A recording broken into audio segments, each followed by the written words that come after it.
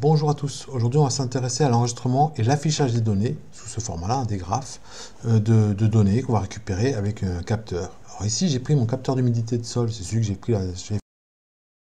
fait il y a 2 semaines la vidéo. Je vais mettre mon capteur, je vais mesurer l'humidité et puis je vais indiquer si c'est vert ou rouge ou orange. Ce programme-là, vous ne le verrez pas dans cette vidéo. Vous verrez uniquement la partie enregistrement et affichage des données. Puisque rien ne vous empêche d'enregistrer n'importe quelle autre donnée. D'accord, hein. Donc l'idée, c'est surtout de s'intéresser au enregistrement et puis l'affichage. Alors moi, j'ai fait toutes les 8 heures, donc il faut quand même que je gère le temps. D'accord, donc j'ai fait import time, j'ai démarré un temps ici. Alors les petits pointillés que vous voyez ici et ici indiquent que c'est le programme précédent, celui qui gérait ça, d'accord, qui était dans la précédente vidéo. Tout le reste, c'est ajouté, voilà. Et tout ça, ça suffit pour faire l'enregistrement toutes les 8 heures. Je définis un temps T1. Ensuite, je regarde. Est-ce que mon temps T1 est le temps T1? Si c'est supérieur à 8 heures, c'est-à-dire 8 fois 3600 fois 1000, donc 8 heures, alors je vais commencer à sauvegarder. Si ce n'est pas le cas, je reboucle et puis ainsi de suite, donc je surveille toujours mon petit affichage ici. Donc quand c'est le cas, qu'est-ce qui se passe? J'ai indiqué print sauvegarde, ça c'était pour voir ce qui se passe quand même. Hein. Et ensuite, j'ai fait un withOpen. Avec withOpen, vous ouvrez un fichier. S'il n'existe pas, il le créera. Et vous allez faire, je l'ai appelé fichier data humidité.txt.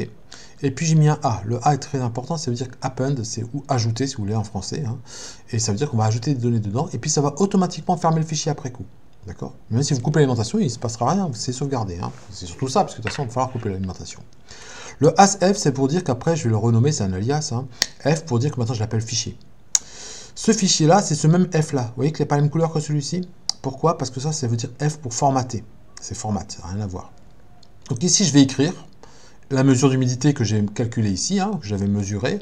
Et puis voilà. Et puis, je mets au format bien particulier qui est ici, voilà, sur la chaîne. Voilà. Et après, je reprends un nouveau T1, je redéfinis un nouveau T1 pour pouvoir le comparer à la suite. Donc, passer 8 heures après. Voilà comment ça fonctionne.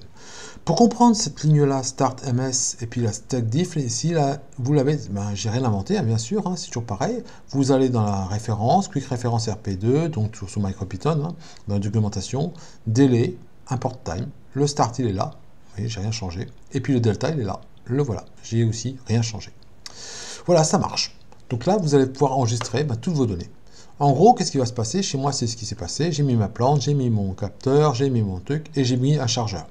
Et bien sûr, je l'ai sauvegardé en programme main.py, puisque c'est autonome.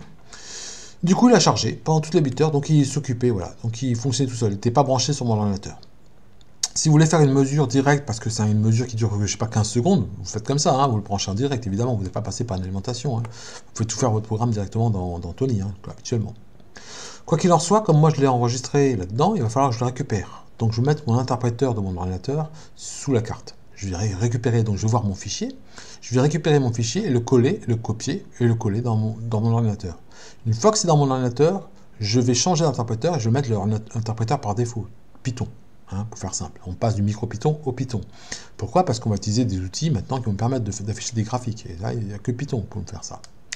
On va le faire. Alors la première solution, déjà, le programme au départ il est vide, hein, j'ai une page vide, hein, d'accord? Je vais ouvrir mon fichier et je vais lire les données avec un R pour read. Je l'ouvre, voilà, le F est toujours la même couleur parce que j'ai bien voulu qu'on le garde comme cette couleur-là pour vous montrer. Donc là, je vais lire. Ça, c'est ce qui permettra de lire. Je ne reviens pas trop là-dessus pour l'instant, donc on lit toutes les lignes jusqu'à quand on tombe sur une ligne vide, c'est qu'on a fini. Pour l'afficher, une solution super simple, moi j'adore, hein, c'est affichage grapheur. On n'y pense pas toujours, mais ça marche bien ça. Hein. Et vous avez directement vos mesures. Alors évidemment, vous n'aurez que la fin de votre tableau, parce que lui, il affiche les mesures au fur et à mesure qu'il les voit, donc il affiche les mesures comme elles apparaissent. Évidemment, j'ai mis INT ici, on le voit, voilà, pour avoir des nombres, mais enfin, pas du texte, mais des nombres. Hein. Parce que dans un fichier, c'est forcément du texte. Donc je retransforme en nombre à cause de ces INT. J'obtiens ça, mais attention, seules les dernières mesures seront visibles. Bon, ça me plaît que moyennement. Hein. Moi, je veux voir le temps dans le temps. Quoi, hein. Donc, j'ai fait un affichage avec un peu plus sophistiqué. Là, il n'y a pas beaucoup de solutions. La solution la plus simple, c'est Matplotlib. Moi, j'utilise NumPy en plus parce que ça me permet de faire des choses plus belles, mais c'est pas obligatoire. On va faire la partie Matplotlib et puis NumPy associé. Voilà. Donc, voilà mon programme complet. Alors, j'ai deux parties. Vous voyez qu'on reprend, j'ai un port Matplotlib en PLP, NumPy en NP. J'ai créé un tableau. Voilà, un tableau vide. Et à partir de là, je vais lire mon fichier et l'ajouter. Le append, il est là. Hein. Ajouter dans mon tableau. J'ajoute toutes les lignes dans mon tableau. C'est super simple à faire.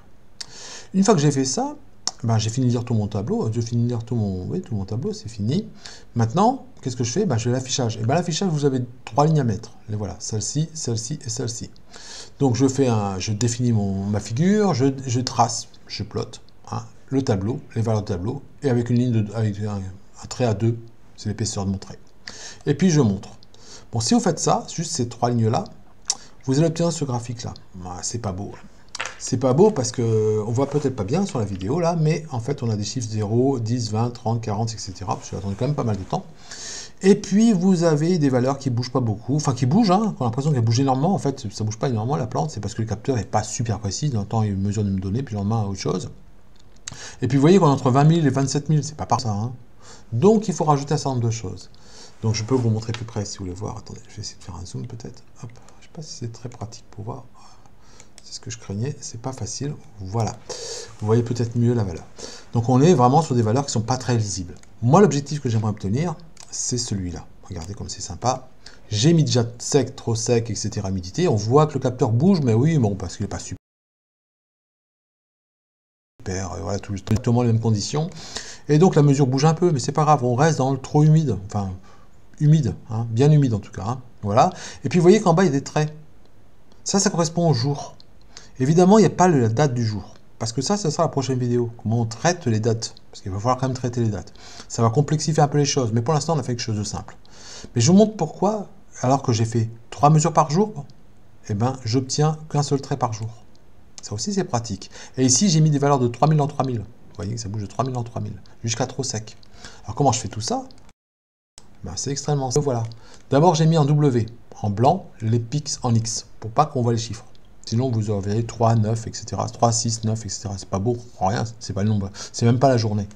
Ensuite, j'ai mis NP Orange en 3. Pourquoi? Ça, c'est pour faire un trait tous les 3 jours, toutes les 3 mesures. Donc, ça fait un trait, il y a 3 mesures, un trait, 3 mesures, etc. Enfin, voilà. Ensuite, j'ai affiché, bien sûr, j'ai plot, hein, je l'ai ploté là. Ensuite, le deuxième, en Y. En Y, elle est où? Elle est là, voilà. J'ai mis des valeurs. J'ai mis 18 000, 33 000, 51 000, 63 000. Alors, j'ai pris des multiples de 3 000. Pourquoi? Parce que j'ai fait aussi un trait tous les 3 000. Et pour que ça s'affiche, il faut être aligné. Sinon, il n'affiche pas. Et puis, j'ai mis du texte. Trop humide, humide, sec, trop sec. Donc, il remplace les chiffres par des valeurs. C'est quelque chose qu'il comprend. Et là, tout le monde comprend. Ah ouais, ta plante, ça va. Hein. Elle n'est pas en train de... Elle n'est pas... La terre n'est pas affiché tout ça. Voilà, c'est quand même plus sympa comme ça et plus joli. Maintenant, ce qui serait super, c'est qu'on voit les dates. Ça, c'est nettement plus compliqué, mais ce sera le fruit d'une prochaine vidéo. Enfin, c'est un peu plus compliqué. Ce sera le fruit de la prochaine vidéo.